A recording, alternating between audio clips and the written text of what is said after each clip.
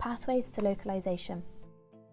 The essential role of local and national actors in humanitarian response was highlighted at the World Humanitarian Summit in 2016. The movement towards more locally led humanitarian response, or localisation, has gained momentum since then. A consortium of international NGOs, Christian Aid, CARE, Tearfund, ActionAid, CAFOD and Oxfam implemented accelerating localisation through partnerships with support from the European Commission's Civil Protection and Humanitarian Aid operations from 2017 to 2019, guided by national steering committees in the 4 programme countries: Myanmar, Nepal, Nigeria and South Sudan. Through research in these 4 countries, the programme built an evidence base of partnership practices which local and national actors think are most conducive to localisation. The recommendations were then piloted by the consortium members and their local partners. Additionally, more than 100 local and national actors have undertaken their own capacity self-assessment process to identify their capacity strengths and gaps. Results of the capacity self-assessment process have been combined with evidence from the research, learning from the pilot phase, and information from other relevant initiatives to inform national localisation frameworks in Myanmar, Nepal, Nigeria and South Sudan.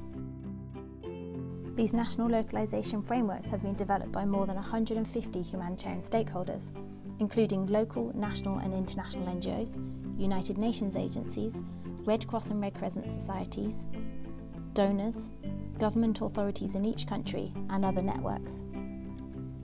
Pathways to Localisation presents a synthesis of the 4 national localisation frameworks into one global localisation framework. This framework provides a guide for all humanitarian stakeholders committed to making genuine changes to enable a shift towards a more locally led humanitarian system, both within and outside partnerships. With an aim to build on rather than replicate existing initiatives, relevant commitments, indicators or results are included in the global localisation framework. The first section of the framework outlines priority actions related to partnership-based humanitarian response. These are most relevant for international actors working in partnership with local and national actors. The second section outlines actions not specifically related to partnerships, but which relate to the enabling environment for locally led humanitarian response. These are relevant for those that fund and coordinate humanitarian response. Partnership-based humanitarian response. Partnerships. Partnership agreements. International actors to develop new long-term partnership agreements with local and national actors for both funded and non-funded strategic relationships in consultation with local partners, which clearly set out terms and conditions of the partnership that are open to negotiation and allow for the integration of short-term project-related sub-agreements. International and local and national actors integrate points from the Partnership Practices for Localisation Guidance Note into all partnership-based humanitarian action. International actors credit the role of their local partners in communications with supporters, donors and media. Programme.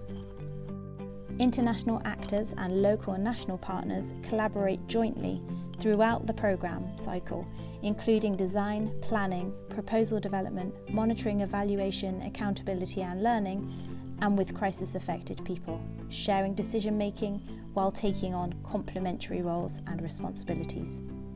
Human resources. International actors adopt ethical recruitment practices in consideration of local conditions and attempt to align pay and incentives to local conditions. Capacity. International actors and local and national actors assess capacity strengthening needs for each other and accept results of recent similar assessments conducted by other agencies where practicable. Humanitarian actors jointly develop and deliver, as part of all partnership and programme budgets, comprehensive capacity and organisational strengthening and sharing programmes, which are informed by the priorities of the local and national actors, include long-term organisational development and a transparent mechanism to measure results. The most effective capacity strengthening approaches and methodologies are identified as part of the Capacity Strengthening Action Plan process, with efforts towards a learning by doing approach. For the priority actions under 2, Enabling Environment for Locally Led Humanitarian Response, please read Pathways to Localisation. The Global Localisation Framework provides a challenge and an opportunity for humanitarian stakeholders to analyse their ways of working, invest in longer-term capacity strengthening and organisational sustainability of local partners, and demonstrate their commitments to long-term transformative change. Please read Pathways to Localisation and find out more at the website, also available in French, Spanish, Arabic, Nepali and Myanmar language.